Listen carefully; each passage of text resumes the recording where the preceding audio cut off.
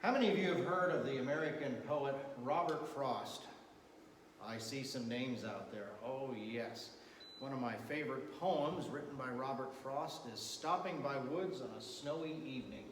And the iconic line in that poem goes this way: "The woods are lovely, dark and deep, yet I have promises to keep and miles to go before I sleep." Yes, miles to go before I sleep. Now, that poem has been talked about, debated among people. What did Robert Frost really mean when he said that? Well, we're not going to get into that today, but I'm just going to ask you to think about those words. You're stopping by woods, it's snowing out, you're enjoying yourself, and you don't want to go, but you know you have to go. For those of you that aren't into the woods or into snow, hey, put yourself at the beach on a nice sunny summer afternoon, and you just don't want to leave, but you know you got to get going. Well, today's story in A Trip Through Time in the Life of Christ talks about that. And it's a story where three of Jesus' disciples are with him in a very, very special moment. An amazing thing happens. And Peter is just so enthralled with what's going on. He doesn't want to leave. He wants to hang out there maybe for a very long time. But that wasn't the right way to move forward. Because Jesus, his will was, we have work to do. There's a mission, and that mission we will do. Today's story shows us that Jesus is truly the Son of Man and the Son of God. And as such, we need to listen to him to be on mission with him. That's what this story is all about. The story of the Transfiguration. I apologize for the what's on the screen there. It is not the resurrection. This is the Transfiguration. And it's from Matthew chapter 17. We're going to be looking at verses 1 through 9. This has never happened to me before, but I was debating, should we go to verse 13 or just to verse 9, because 1 to 9 is a story, and then there's a little epilogue after that. What do we have time for? And after thinking about this and looking through it, now we're probably only going to get to verse 9. So Matthew chapter 17, verses 1 to 9, we're going to invite you to turn there at this time and follow along in your Bibles. Maybe you want to call it up on an app on your phone or tablet, or certainly you're welcome to use our Pew Bibles, where this story can be found on page 977. Matthew chapter 17, we'll be looking at verses 1 through 9. It says, "And after 6 days Jesus took with him Peter and James and John his brother, and led them up a high mountain by themselves. And he was transfigured before them, and his face shone like the sun, and his clothes became white as light. And behold, there appeared to them Moses and Elijah talking with him. And Peter said to Jesus, 'Lord, it is good that we are here. If you wish, I will make 3 tents here, one for you, and one for Moses, and one for Elijah.' He was still speaking when, behold, a bright cloud overshadowed them. And a voice from the cloud said, 'This is my beloved Son, with whom I am well pleased. Listen to him.' When the disciples heard this, they fell on their faces and were terrified. But Jesus came and touched them, saying, 'Rise, and have no fear.' And when they lifted up their eyes, they saw no one but Jesus only. And as they were coming down the mountain, Jesus commanded them, 'Tell no one the vision until the Son of Man is raised from the dead.'" Before we get into it this morning, you might be saying, yeah, speaking of the resurrection, didn't this story in A Trip Through Time through the life of Christ occur before the resurrection? Didn't the Transfiguration come before the resurrection? And you would be right. But due to some time that we took off and weren't here for a couple of weeks, we had to redo the order of things. So we're not quite in order. We're going back before the resurrection, but that's okay. We're very pleased to share with you today the story of Jesus' Transfiguration. So let's get into it now. Well, first of all, the truth about Jesus is revealed to these disciples. He truly is God. He takes 3 disciples his three closest, Peter, James, and John, and takes them up on a mountain. Now, when you hear that folks in scriptural times are headed up to the mountain, you better pay attention because something big is probably up. It's on a mountain where people either feel closer to God or God does something pretty special. You think about Moses. He went up on Mount Sinai to receive the law. Mount Carmel, that's where the fire of God fell down and the prophets of Baal then were destroyed by those prophets of the one true God. The temple, where is the temple? Where was it built? Mount Zion. Mountains are very special places, and something special is about to happen here on this mountain today. Well, what is it? It's the Transfiguration. Now, what's that? What's a transfiguration? Well, you can read about it there in verse 2. What happened was Jesus was transfigured in that he changed in his appearance. What did he look like when he changed? His face shone like the sun, and his garments became exceedingly white. That's the appearance. Now, to give you a little idea of what we're talking about, how big of a change this is, we're going to give you a New Testament Greek word, and some of you might be thinking, oh no, not another Greek word. It's Greek to me. But I think that if I throw this Greek word out to you, you're going to be able to think of a word in English that we use today that's similar. When the text says that Jesus was transfigured, the verb in the Koine Biblical Greek is the verb metamorphao. Metamorphao. Now, you probably never heard of the word metamorphao, but maybe chop some of that off. What English word are you hearing there? Metamorphosis, absolutely. And what happens in a metamorphosis? There's a change in appearance.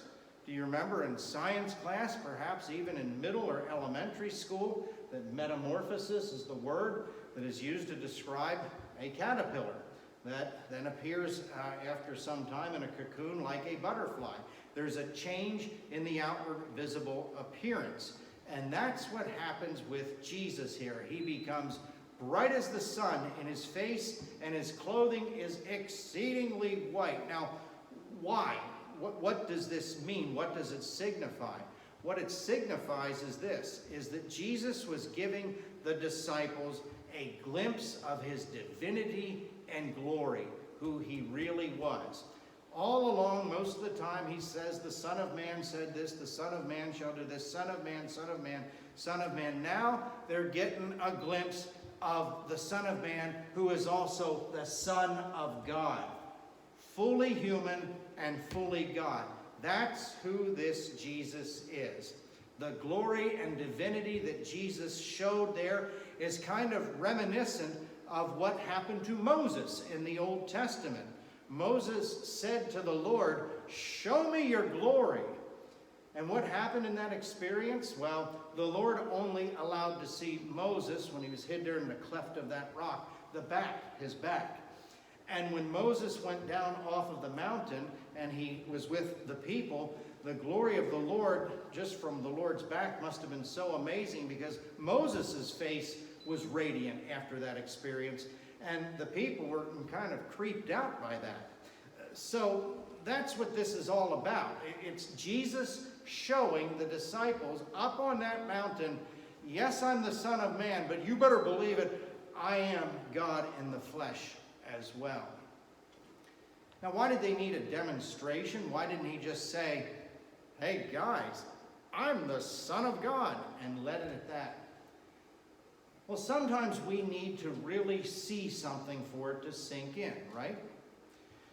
There's a little town just north of Scranton, Pennsylvania, on Route 11 called Nicholson, Pennsylvania.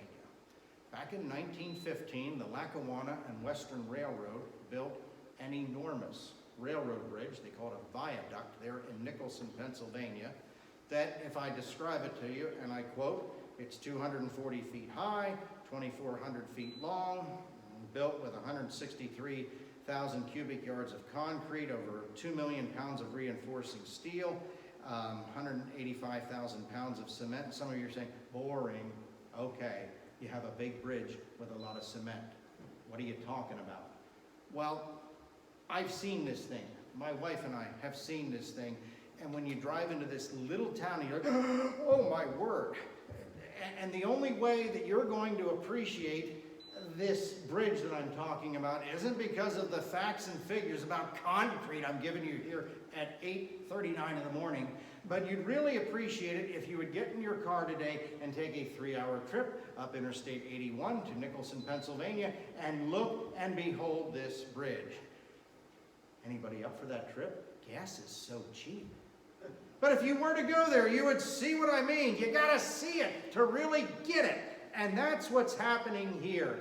Now they're going to really get it, because Jesus is really showing the glory of who he is, the Son of Man and the Son of God. And in case anybody's in doubt about this, well, guess who shows up to verify it? We have not only the demonstration of the transfiguration, we have Moses and Elijah's verification.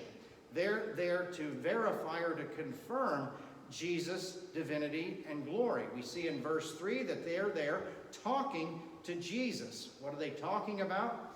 Luke's gospel tells us in Luke 9:31 that they're speaking about Jesus' departure, his crucifixion. Okay, that's the main part of his message and his mission. But why Moses and Elijah? Why did they show up? Well, Elijah is the chief representative of the prophets in the minds of the people, and Moses is the chief representative of the law. So you have the head honcho of the prophets, the head honcho of the law. Both the law and the prophets, they're confirming the ones who foretold who Christ is. Both law and prophets did. Now their chief representatives are there, and they're there like credible witnesses in a court case. If you ever went to court and you had to prove your point about something, wouldn't you want a witness who had tremendous credibility? These guys have it, and they show up. It's part of the will of God to confirm, yes, this Jesus truly is Son of Man, Son of God. And if anybody is still in doubt, okay, this settles it in verse 5. You have God the Father's declaration. Look what happens in verse 5. I want to read that again for you. Chapter 17, verse 5, it says, he was still speaking with them when, behold, a bright cloud overshadowed them, and a voice from the cloud said, this is my beloved Son, with whom I am well pleased. Listen to him. This cloud was the same cloud that guided the Israelites out of Egypt and filled the temple with the glory of the Lord. And just as God's voice was in a cloud over Mount Sinai, and it gave the authority to the law, God the Father's voice is here at the Transfiguration, giving authority to Jesus' words. It's like the principal has shown up with that deep booming voice, and he's saying, yes, this is my Son. It's like the boss shows up when everybody's goofing off and says, get back to work. Wow. Okay, we get it. We have the declaration here. So there's no doubt. You have the Transfiguration. You have two very credible witnesses with Moses and Elijah. You have God the Father saying, this is the way it is. This is my Son. Well, hello. It's got to be the case. Jesus truly is the Son of God. Now, in between the time that Moses and Elijah show up, and then finally God the Father gives the declaration, unfortunately, there's a wrong reaction by, guess who? Peter, one of the three up there. And his reaction was to come up with his own plan. He had his own idea of what needed to happen that day. Surprise, surprise. But before we're too hard on Peter, aren't we the same way? We get our own ideas of what God should do, what Jesus should do for us. And here's Peter's idea. He says, Lord, this is great. Verse 4, it's great to be here. Now, if you want me to, I'll make 3 tents. One for you, one for Moses, and one for Elijah. And that's when God the Father says, this is my beloved Son with whom I'm pleased. Listen to him. What was Peter thinking? I think that he just loved what was going on, and his agenda was, let's just stay here and hang out in this place. Other commentators have said no, maybe Peter wanted to celebrate the Feast of the Tabernacles, or the Feast of Booths, one of the ancient Jewish feasts where the people would dwell in tents for a period of time to commemorate God's protection during their wanderings through the wilderness. Well, whatever he was thinking, that's not what God wanted. Jesus didn't want to just stay up on the mountain and chill out. That's not the mission. He was speaking to Moses and Elijah about what? His departure, the crucifixion. He even told his disciples about this later on in this chapter. The point is, there is a mission to do. They're up in the mountain for now, but down off the mountain they must come, and they must continue the mission. That's what needs to happen. And you see, all of us may fall in that category from time to time. We're happy where we are with God, and we think that, well, let's just stay right here, but God has other ideas. It's time to move on to something else. If Jesus is the Son of God, and we know the Father is well pleased with him, and if we are to listen to him, then listen to him we must. And fortunately, as the story wraps up, that's what the disciples did. After that particular booming voice came out of there, listen to him, they got the right response. Follow Jesus' mission and plan. Look at verse 6.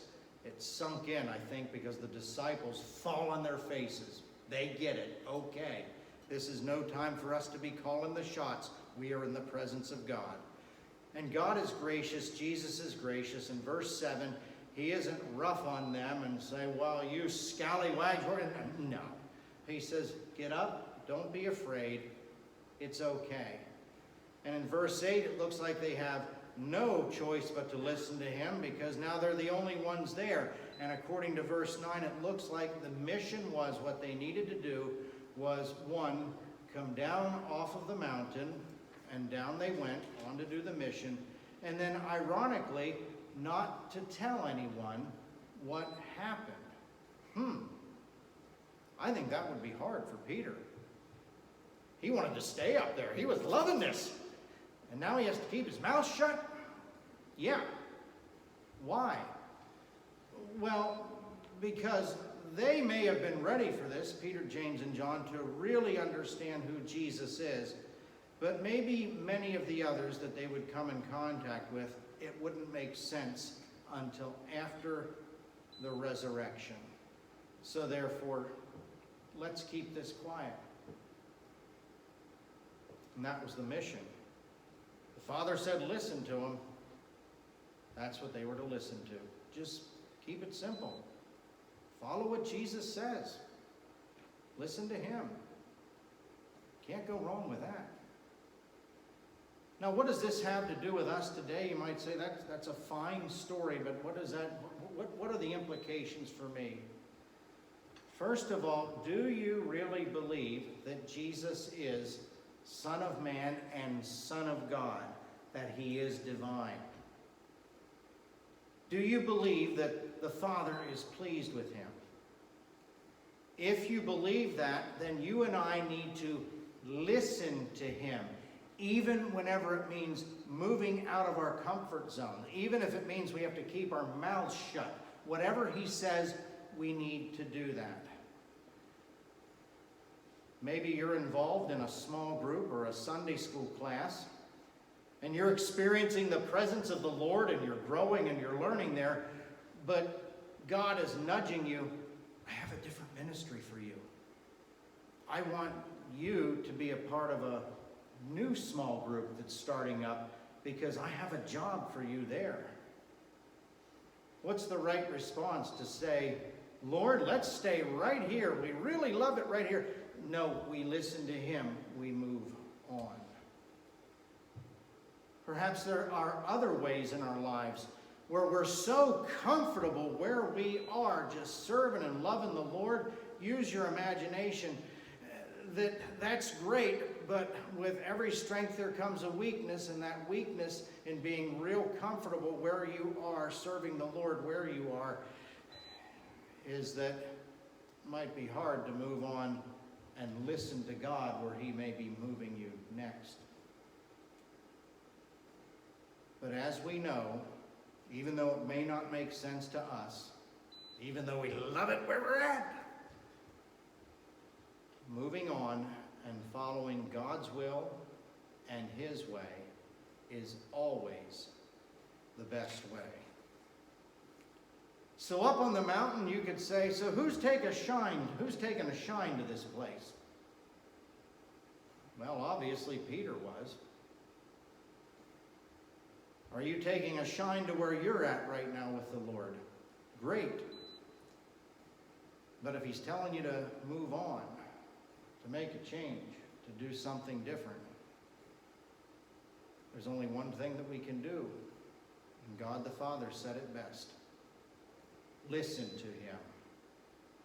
May we listen to our Lord, and may we follow him so all the days of our lives. Amen.